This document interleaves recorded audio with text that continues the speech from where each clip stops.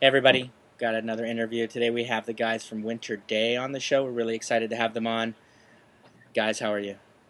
Doing well. How you doing? Doing all right. Thanks. I'm very well. Thank you for being on. Um, let's get right in. Let's get your names first. I'm John. I'm the vocalist and the lyricist of the band. I'm Patrick. I'm one of two guitarists in the band. And just for the record, one of the guitarists is not here with us today, correct? Yeah, Yeah. he had to work and he couldn't reschedule. That's cool. His name? Joe. Joe. He also does guitars, but he does bass, vocals, drums. He's our jack of all trades guy. Right on. So I met you on the internet, right? Like it's how everything works, Twitter, etc. We've listened to your stuff on Bandcamp, and etc. You are a band, right? Mm. I'll right at the off the bat. I want to say that I didn't hear of you guys before until I met you. You hooked me up with the links to listen to your stuff. It's not necessarily conventional per se, correct? What you guys are doing? Can you describe to everybody before we get into it what you guys are doing? Well, basically, when we started this band, we realized that music's been a huge part of our lives, our entire lives. And Pat and I are brothers, so we've known each other our entire lives. We've just always done stuff together, so obviously, we're going to be into the same music and stuff like that. And we just wanted to play. And we have this little philosophy in the band that we call embrace the suck. Just embrace what you're good at and don't try to be something that you're not. I'm not a singer. I have no formal training. I just write. I love writing. Writing's the most important thing in the world to me. And he just picked up guitar a couple years ago, and he's like, hey, I wrote this song, check it out. And I happened to have literally just finished writing a song at the time, and he played it for me, and we just fit it together. And it's been like that ever since. Musically, we don't really like to, we don't really like to we like to sit down together and he'll write a song. Most of the lyrics are written before the music's written, and I'll ask him what does this song mean to you on a personal level? And I'll try to match the emotion, get the emotional level between the music and the vocals on the same level. So I'll try to match the intensity or what he's trying to go for. It's not really we have a certain style or anything. We just like to sit down together and just write music, and whatever comes up, and we like what it sounds like, then that's what we'll do. Yeah. I had a hard time pinpointing what your sound is. I like it a lot. It's like I said, unconventional. It's different than what one of the things that I liked about the submission was that it's completely different than everything else I get. I get a lot of hip hop. I get a lot of just indie rock all day. Listen to my track, listen to my tracks, listen to my tracks. And it's really hard to pinpoint what you guys are doing musically. I went to the intern, Mark the intern, and he said, "Oh, this is spoken word." Now I've been to a lot of spoken word stuff before, and this is not spoken word per se. It's close, maybe. What do people say that about you? Are they like, "Oh, this is spoken word," or is that a term that you guys embrace, or? You can take this one. Personally, for me, it's not a term that I like. I mean, I'm not saying we're an indie folk something. I'm not trying to give someone a subgenre of a subgenre of a subgenre, but I don't consider a spoken word because I have a lot of respect for spoken word artists. I do spoken word on the side, on my personal time for solo work, but, the way I do spoken word and the way, I see other artists, because I do love spoken word, and I respect a lot of artists out there who do that, but that style, ours is a little more intense vocal expression. The way I'm talking to you right now, I'm speaking and I'm speaking words, but it's not like I do on a record or anything like that. So honestly, I have no idea. On iTunes, they have us listed as electronica, which I think is probably a pretty poor attempt to pigeonhole us. I contacted them about it, and they never heard from us because it's iTunes, it's Apple. Why would they give a shit about what I have to say? But I really don't know what to call us. One reviewer called us indie folk avant-garde or something like that, and I'm not exactly sure I even know what that means. I think I embrace the avant-garde type style because it's more don't put it in a box, and maybe we could try and figure it out from there. But I guess I would say avant-garde, something like that. Yeah. And I like that. That's nice. And I kind of like having a style where it's it's hard to pinpoint us because say you have a band who's indie rock or something, but then they do something that's very electronic or maybe hip hop oriented, they might alienate not their fan base, but the fan base of the genre. They'd be like, oh, it's not that, but it's being that we're not even sure what to call us, we could go into the studio with a pot, a pan, just start hitting it and start screaming stuff, and no one could say, well, that's not really your style. Yeah. You know, it kind of gives us the artistic freedom to do whatever we want, because like the new record, which is coming out next month, it's called From Nothing Comes Nothing. It's 12 songs, about an hour of music. It's a much more intensified style of what we've done so far. We've got a lot more drums on it, a lot more keyboard-driven tracks. We basically just tried to change it up a little bit. It's not as minimalistic as the first record. I feel like this record now is a little more darker too than our other stuff. Like it's a little bit more intense from the album artwork itself to just the music in general. It has its moments of being quiet. We like to not overdo one thing, so we went from like, okay, we're gonna make this track really fast and blah blah blah, and then we're gonna make this one, you know, a little more quiet. We try to do a little happy medium, but it's definitely a lot darker. Every aspect of the record is a little more darker. And personally, it's like I listened back to the first record, because when you're listening to your own music as opposed to like, you know, like artist A or artist B, you're a lot more critical because you were there for the whole creative process. So you might hear one note that's flat or something like that, and it makes you cringe like someone punched you in the stomach, where no one else would notice it but you. And going back to the time period of when I wrote the first record lyrically, as opposed to what I did now, I noticed that it was mostly songs about like, well, this is how someone's actions made me feel. And this one, there's a lot more self-disclosure. It's like, on this record, it's more like, I'm in a negative place because this is what I did. It's a lot more honest, and I think, like what he said, that's why it's a little bit darker, because it's always more difficult to open up about yourself. And I'm like, I felt like I was doing a little too much finger pointing, and I'm like, well, this is my responsibility. It's an extremely personal record for me.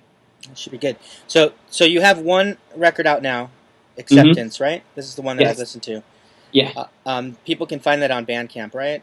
Yeah, it's on Bandcamp, iTunes, our web store. We have in a couple local stores in Jersey. We have physical copies. One of the things that I like to ask bands that have stuff on Bandcamp is, you know, it's really hard to sell stuff for bands now. And, you know, Bandcamp is name your own price. I really like that about Bandcamp, because it really puts the, you know, the onus on the people to pay what they feel like it's necessary, right? Like puts people in the place to do the right thing. Right? If you're gonna like grab this, you should at least pay something. You know, maybe not like a full blown amount of money. It depends on what you think they're worth. But if you're gonna download it, obviously it's worth something. I really like that a lot. When you put stuff on iTunes and go out and sell it, is it hard to sell that kind of stuff when people could just go and go, oh, well, I'm not gonna pay you $5 today. I'm gonna go home and get it for $1. Yes, but on a different level, because, I mean, we have it in this one local record store in Jersey, and basically they asked for a certain amount of records. I came in with 20 records, and they're like, all right, when these are sold out, we'll give you a percentage. And I was just in there browsing, you know, looking for just records to buy, and I come across our record, and they had Acceptance selling for $10.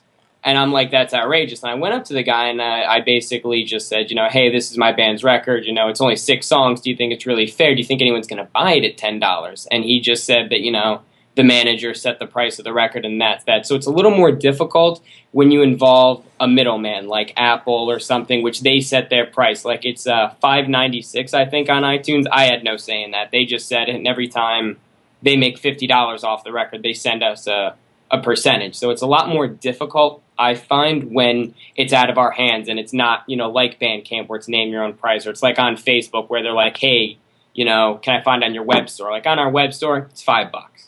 You know, I wouldn't charge anyone anymore for that. You know, our full length, it'll be $10, you know? Also, since it was our first record, we didn't come into it with like a sense of entitlement. Like no one heard of us. We knew no one heard of us. And we wanted to make sure like, all right, here's a record, and of course we want to make our money back, but at the same time we know that we did make some of our money back, but at the same time we know, like, all right, we're a new band, no one's going to hear of us, no one's going to pay $10 for a band they don't know. We were pretty much just like, all right, this is our record, we put our heart into it, we put it on Mediafire for free right away, but we also had physical copies, so, you know, if people wanted to buy it also and support us, but at the same time we didn't have a sense of entitlement, like, all right, we want our money back now, give it to me. Like, it was just like, I want you to hear my music. Yeah, it's rough. It's rough for bands right now. Yeah, you can't really have that anyways.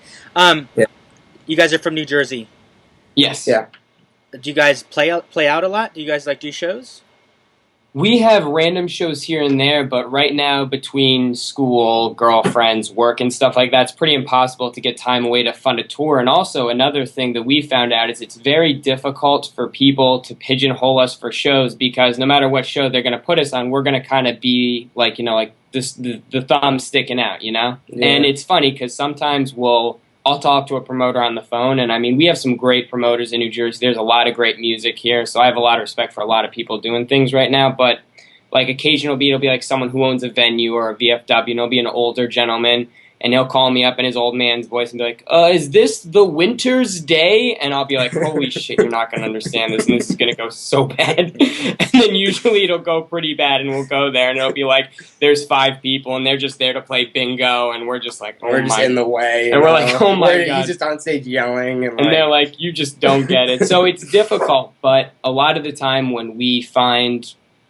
use the internet and things like that, and we're just trying to get our music out there right now. So hopefully when things progress a little more for us, people will be able to find more shows for us, and we can maybe get, like a 4-6 week summer tour, I think this summer is what we're aiming for some shows in the area and out of the area and the city and stuff like that. So because we will be having a CD release show somewhere in Manhattan in July. We have 2 places that we're looking at currently, so we'll be setting that up, and hopefully that'll be a pretty good deal because I'm trying to get some well-known poetry and spoken word artists to play that show along with us, so hopefully that'll draw well for us. That's cool. So you have this new album coming out.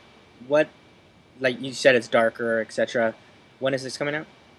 This will be out next month, hopefully in the 3rd week of July, but pre-orders will be going up in the next 2 weeks, 2-3 weeks, and when pre-orders go up, when people pre-order, we're just going to send them a free download link right away. So it'll be out within the next month whenever we get to put pre-orders up. That's pretty cool.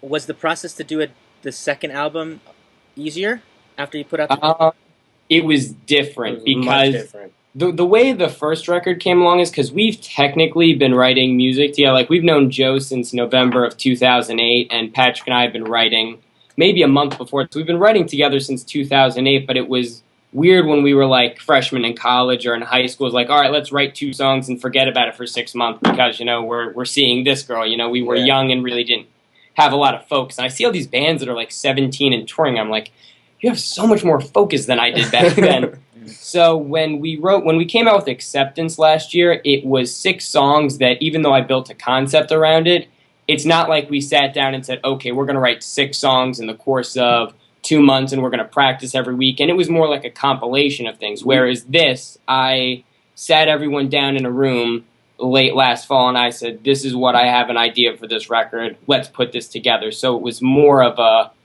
make or break situation. And there were some moments where I think everyone just wanted to absolutely throw the other person out of a window. So it was a really good growing experience for us as a band and what we want to achieve as a sound, and also on a much personal level. I mean, Acceptance, those 6 songs were written over like a course of what, like 2 years? Yeah, and there's a couple songs on there that he absolutely despises. Yeah, maybe because they're so old, because I wrote them when I was so young, and I'm just like, I'm so much better now, But From Nothing Comes Nothing, we literally wrote that in, what you say, like 2 months, like 12 songs in 2 months, yeah, just every single weekend. All right, we're going to sit down, we're going to write this whole entire weekend in between like Xbox breaks or whatever the hell we were doing. And like we were just focused. It was just focused writing. And it was good. Like we had a lot of fun with this one. And at the same time, we really stepped outside what we normally do. Like the first record was all acoustic, 2 acoustic guitars and a vocalist. But this record is, we have bass, we have drums, I'm playing piano on this record. We really tried to branch out what our comfort zone was and kind of step into this new element of what could we do to like evolve our sound. That's cool. And I want it to sound different in a way. That's cool. I love that. I love that. How old are you guys? I'm 23, and Pat's going to be 20 next month. Nice. Congratulations. Are you guys doing this at home? Like, are you guys, like, just putting your stuff together? You're sitting in your house, you put it together, recording all of this stuff all at home? Well, we have a studio that I've personally, because there was a couple of projects I did, too, when I was as young as 15 or 16, like solo projects, more like industrial-based, like Godflesh type stuff. Still the same type of vocals, but over a different set of music. So I've been using the same producer for, I guess, about 6 or 7 years now. So we do have a studio and a rehearsal space that we go to, but either, like, songwriting, because Joe, our other guitarist, he goes to William Patterson University, which is quite a distance from us, so he'll take a train every Thursday night here, he'll crash on my couch in my apartment every weekend, and we'll just write, and we'll just be with each other all weekend and just write. So most of the writing itself, especially since it's a lot of acoustic-based material, we just write in my apartment. That's cool. Okay, you talked about how there's a couple songs on the first album that you're not so fond of, right? And this is the album that we listened to. One of the things that this is going to be good, because you said there's a couple songs. One of the things that I have an intern, his name's Mark. There's this thing that we like to do when we have a band on, where we listen to the album that band has that we're going to talk about, and each of us pick a song that we like the most, or track that we like the most, and we like to ask the band that comes on, who do you think is cooler, me or Mark the intern? Okay? So I picked the track, and Mark picked the track off of Acceptance. He picked Old Home, hence I put that on the blog today, and I picked Time to Let Go. Who is cooler? Oh, I know what you're going to say. You're cooler. You're cooler. Yeah. You're cooler by like this much. It's close, but you're a little bit cooler. Surprisingly, I like both of those songs, but I like Time to Let Go a lot. So. Okay. So none of That was the... one of the recent songs we wrote for the record. We wrote that song maybe 3 weeks before we recorded it, so that was like one of our more recent ones. Okay, that's cool. So, just for the record, I am cooler than Mark the intern today. You're cooler than Mark the intern. Even though I heard Mark the intern is pretty cool. Yeah, he's a cool guy. He's a dick. No, he's not. Are any of those two songs ones you don't like, though? No, those Okay. are two both songs that we like and plan to have in our lives. Yeah, I like those songs. Okay, good. Okay. The most hated song, though, is between the name and just the song, especially him. If I ever asked to play it live, he would punch me in the face. And I hate this because it's on our record and we're talking shit about our own music. But Despair I Wrote is the oldest song we wrote. Okay. I mean, I wrote the lyrics to that song when I was like literally 17. And they just sat around for years. And I'm like, oh, Pat wrote this song. And I was editing my material. And that happened to be the one I was editing when he came in and was like, hey, I wrote this song. I'm like, hey, I have these words. Let's try to make a band and be a bunch of jackasses together. It's cool, though. That's how things start off, though. Yeah. Another thing I like to do is there's a few questions that I like to ask bands, or just anybody we have on, so I can get a good sense of what they're like. Same questions I ask all the... I'm assuming you guys aren't... One of the questions is, what's your favorite alcoholic beverage? Are you guys drinkers? You kind of, No. I got the vibe that you're not, so that's probably a dumb question to start off with. So we're gonna throw that one out, and we're gonna throw. Have you ever been so drunk you fell down out? Okay, I have fallen down a lot, though, just from being sober, though. I've fallen off many of things. He's fallen off a stage and broke his elbow, so... Those awkward show moments. Okay. So we've fallen off a lot of things sober. Don't know if that counts. No, it does count. We'll get that one's one down. Unicorns, are they overrated? No. Hell no. They are not overrated. Unicorns are awesome. If you have something sticking out of your head that could impale someone and kill them... If you're a mythical creature... I can't call you overrated. That's like saying... You can't be overrated. Is Sasquatch overrated? No. Is Bigfoot overrated? Loch Ness Monster? Wait, is Sasquatch and Bigfoot the same person? Same No. question. Oh, okay. I think that... I No, don't... they're just saying he says it's the same. They're the same. Oh, there's either way, whether they're from the same family or not, you're calling his family members overrated, and I personally can't do that. And I saw a bunch of interviews that you did when I first talked to you, because I like to know what I'm getting on my end of the stick too. So I was like, when he asked me that question, I'm going to be prepared, because sometimes you ask that question, people are like, oh my god, I didn't see that coming. But I'm like, unicorns, what is that? I've spent the last 20 minutes waiting for that question. Well, I appreciate that. It makes my head get Thinking bigger. about that I'm question. growing a horn right now. Man. Okay. What's the weirdest thing about you guys? Oh, you want to take this one first? What is the weirdest thing about us? I think it's our lack of normal, which is weird, and people are thrown off by that because I think he's just asking like, what's the weirdest thing about us in general. in general. Oh, whatever. I mean, of each of you if you want. I'm deep. What's the weirdest thing about Great me? poetry. Shut up. Yeah, I can put barbecue sauce on anything. That's true. I had cookies, bananas, apples, whatever. You throw barbecue sauce on it, I'm eating it as long as it's edible, not like a rock or anything. I'm trying to think of it. What's the weirdest kinda thing weird. about me? I like to put Chipotle sauce on. Oh no! I know. no! All right, Tell me the got number it. 7 story.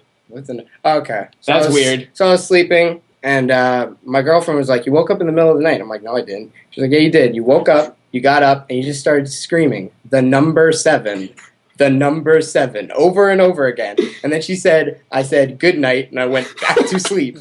And the funny thing about this story is I was born on July 7th, 1992. 9 minus 2, 7. I think 7 just haunts my life, and that's the weirdest thing about me. It's a conspiracy. It's a conspiracy. We're going to release the theory. new record on the 7th month of the year. Oh, there you go. That's cool. Keep this going. That's hot. I was born on July 8th, by the way. That's pretty. Oh, that's nice. close. Cancer.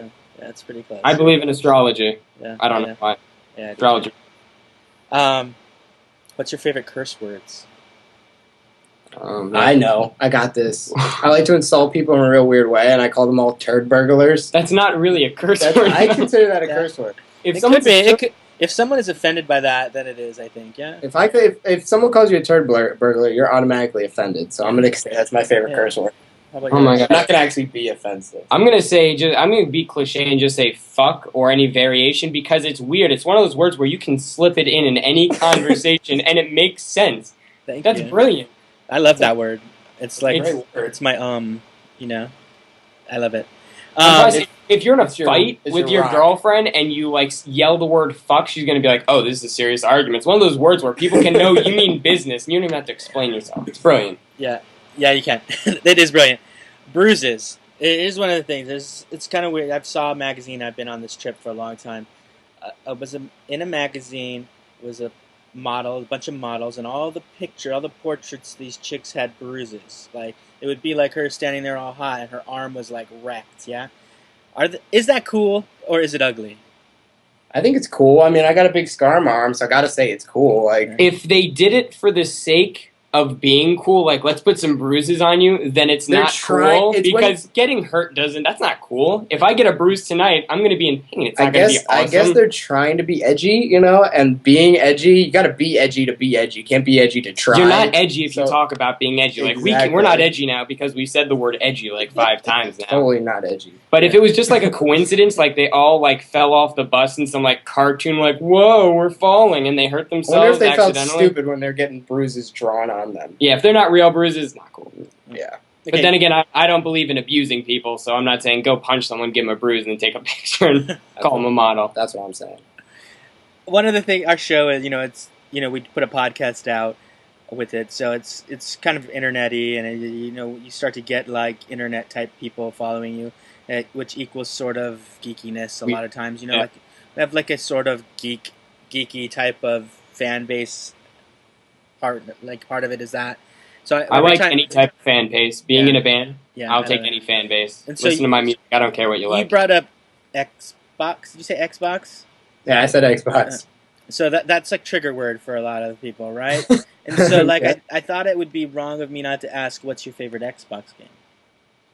I don't want to be cliche and say Call of Duty because I feel like I'll be cliche. But my favorite Xbox game right now, I've been playing a lot of Ghost Recon. The new Ghost Recon just came out, so me and my friends have been playing that in between like writing songs and stuff. So I've been playing a lot of Ghost Recon.